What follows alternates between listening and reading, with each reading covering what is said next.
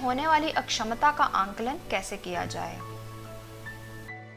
अक्षमता के आंकलन से यह पता चलेगा कि किस हद तक तंत्रिका क्षति हुई है, वह ठीक हो सकती है या नहीं, तथा उसके उपचार संबंधी आवश्यकताएं क्या क्या हैं। इससे उसके उपचार संबंधित आवश्यकताओं की पूर्ति हो सकेगी एवं अक्षमताओं को बढ़ने से रोका जा सकेगा। यदि हथेली या पैर के तलवे में सुन्नपन है तो यह डिसेबिलिटी ग्रेड 1 में आएगा। दाग में सुन्नपन डिसेबिलिटी नहीं है। डिसेबिलिटी ग्रेड 1 में हाथ या पैर में सुन्नपन, सूखापन रहता है, कोई विकृति नहीं होती। त्वचा में संवेदना एक सुरक्षा का उपाय है। संवेदनाहीन त्वचा में कभी भी चोट लगने का खतरा बना रहता है।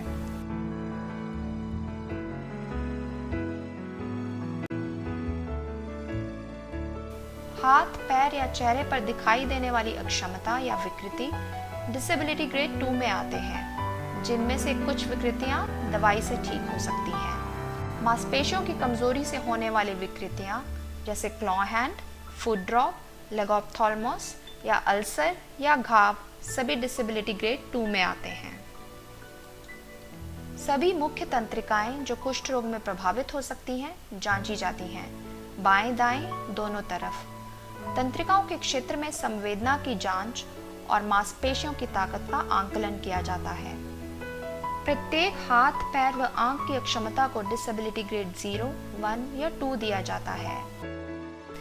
इनमें से जो सबसे अधिक ग्रेड है वही व्यक्ति की डिसेबिलिटी ग्रेड होती है। सभी 6 अंगों की डिसेबिलिटी ग्रेड का योग EHF स्कोर होता है जो अधिक सेंसिटिव है।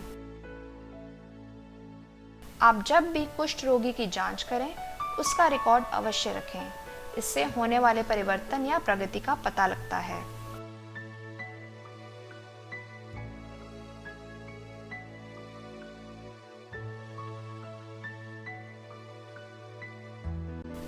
अक्षमता की अवधि की जानकारी उपयोगी है।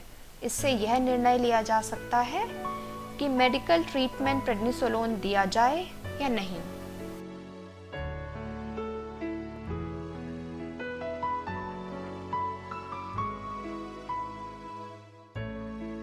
चमड़ी का सुन्नपन, हथेली एवं तलवे का सूखापन डिसेबिलिटी ग्रेड 1 की श्रेणी में आएगा। चमड़ी का सूखापन पसीना न आने से होता है और चमड़ी में दरारें पड़ जाती हैं। यदि इसे रोका ना जाए तो फिशर एवं अल्सर बनेंगे। नर्व संवेदना की क्षति के कारण व्यक्ति दर्द या चोट को महसूस नहीं कर पाता और वह गर्म वस्तुओं का सुरक्षित इस्तेमाल नहीं कर पाता। यह खतरनाक स्थिति है क्योंकि व्यक्ति अपनी सुरक्षा स्वयं नहीं कर पाता। उसे हमेशा चोट लगने की संभावना बनी रहती है। आरंभ में जब तक सुन्नपन बढ़कर डिफॉर्मिटी में परिवर्तित नहीं हो जाता, व्यक्ति उसे नज़रअंदाज करता है। यह हमारा कार्य है कि उसे सूचित करें और समझाएं। उसे मालूम होना चाहिए कि उसका प्रभावित अंग हमेशा चोट के रिस्क पर है और उसे हमेशा सुरक्षा की आवश्यकता है। चोट के खतरे को पता करने के लिए संवेदना की जांच प्रत्येक ट्रंक नर्व के क्षेत्र में कम से कम 2 बिंदु पर करनी चाहिए। संवेदना की जांच की पूरी विधि अगले वीडियो में देखी जा सकती है।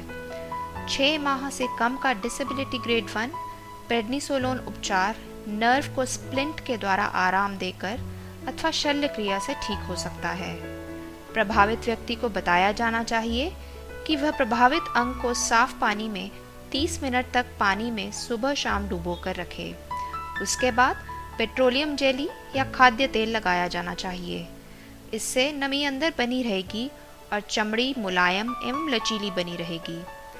हाथ एवं पैर की सुरक्षा उचित जूते तथा लकड़ी के हत्थे वाले उपकरण से करनी चाहिए।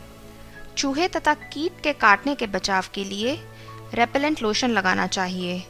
प्रभावित व्यक्ति स्वयं सुरक्षा सीखे एवं इम्पेयरमेंट से बचने के लिए स्वयं सुरक्षा अभ्यास अपनाएं।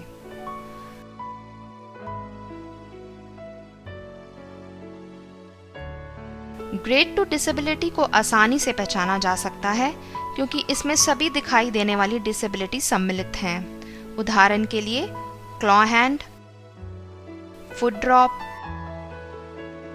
फुट अल्सर, लेग ऑप्थाल्मोस एवं अंधापन, नाक की हड्डी का टेढ़ा होना तथा गायनिकोमेस्टिया भी ग्रेड 2 डिसेबिलिटी हैं। 6 माह से कम का लकवा डिफॉर्मिटी प्रेडनिसोलोन दवा से ठीक हो सकता है। इसलिए डिफॉर्मिटी कितने महीने पुरानी है, यह ज्ञान महत्वपूर्ण है। यदि लकवाग्रस्त डिफॉर्मिटी की देखभाल नहीं की गई तो और क्षति होगी, जिससे मसल वेस्टिंग कॉन्ट्रैक्चर और प्रभावित अंग की कार्य क्षमता प्रभावित होगी। लकवाग्रस्त डिफॉर्मिटी की कुछ स्थितियों को शल्य क्रिया से ठीक किया जा सकता है। रोगी स्वयं प्रेरित हो। शल्य क्रिया से पहले तथा बाद में फिजियोथेरेपी अवश्य की जानी चाहिए। संवेदनाहीन चमड़ी पर अल्सर हो जाते हैं।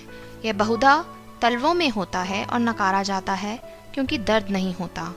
प्रारंभिक लक्षणों की अनदेखी की जाती है क्योंकि यह आसानी से दिखाई नहीं देते।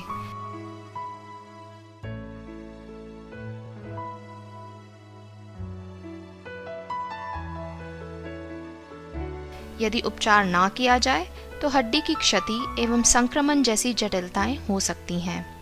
सौभाग्य से ज़्यादा बढ़ी हुई विकृतियां बहुत कम लोगों या वृद्ध व्यक्तियों में ही देखी जाती हैं। आजकल अच्छी देखभाल एवं उपचार के कारण विकृतियों की संख्या कम हो रही है। ग्रेड 2 डिसेबिलिटी से प्रभावित व्यक्ति का स्वयं रक्षा अभ्यास सीखना चाहिए, जिससे वह अपने कॉन्ट्रैक्चर, मसल वेस्टिंग तथा अन्य क्षतियों से बच सके। अन्य क्षतियों में उंगलियों का छोटा होना या सतही अंगों के नुकसान शामिल हैं, जो तंत्रिका क्षति एवं रक्त प्रवाह की कमी के कारण होते हैं। सभी तरह के घाव ठीक हो सकते हैं यदि उन्हें ठीक होने का अवसर दिया जाए। यह उक्ति स्वास्थ्यकर्ता एवं रोगी को हमेशा दिमाग में रखनी चाहिए। दुर्भाग्य से सभी व्यक्ति अल्सर भरने का अवसर नहीं दे सकते, क्योंकि उनका जीवन्यपन कठोर एवं बहुधा क्षति देने वाले श्रम से होता है। जटिल अल्सर सर्जन के पास संदर्भित करने की आवश्यकता है, क्योंकि इनमें उत्तक, टेंडन तथा हड्डियां ग्रसित होती हैं। हम आपको डॉक्टर ह्यूज क्रॉस के द्वारा निर्मित इस विषय पर वीडियो देखने की सलाह देते हैं। लाल आंख, अंधापन या लेगोप्थाल्मस से ग्रस्त व्यक्ति को तुरंत आंख के चिकित्सक के पास संदर्भित करें। यदि ग्रेड 2 डिसेबिलिटी बिना देखभाल के छोड़ दी जाए तो यह और खराब होगा। स्वयं सुरक्षा अभ्यास को कम नहीं समझें। सभी ग्रेड 2 को शल्य क्रिया की आवश्यकता नहीं है और शल्य क्रिया के परिणाम बिना स्वयं सुरक्षा अभ्यास के स्थायी नहीं होते। कुष्ठ में अक्षमताएं। हथेली या पैर के तलवे में सुन्नपन ग्रेड 1 डिसेबिलिटी है। दाग में सुन्नपन कोई डिसेबिलिटी या अक्षमता नहीं है। हाथ, पैर या आंख की विकृतियां डिसेबिलिटी ग्रेड 2 में रखे जाते हैं। हाथ, पैर व आंख की अक्षमता की ग्रेडिंग अलग अलग 0, 1 या 2 की जाती है। जिस अंग की डिसेबिलिटी ग्रेड सबसे अधिक है वही व्यक्ति की डिसेबिलिटी ग्रेड होती है। सभी 6 अंगों, 2 हाथ, 2 पैर, 2 आंखें की डिसेबिलिटी ग्रेड का योग EHF स्कोर कहलाता है। यह अधिक संवेदनशील है।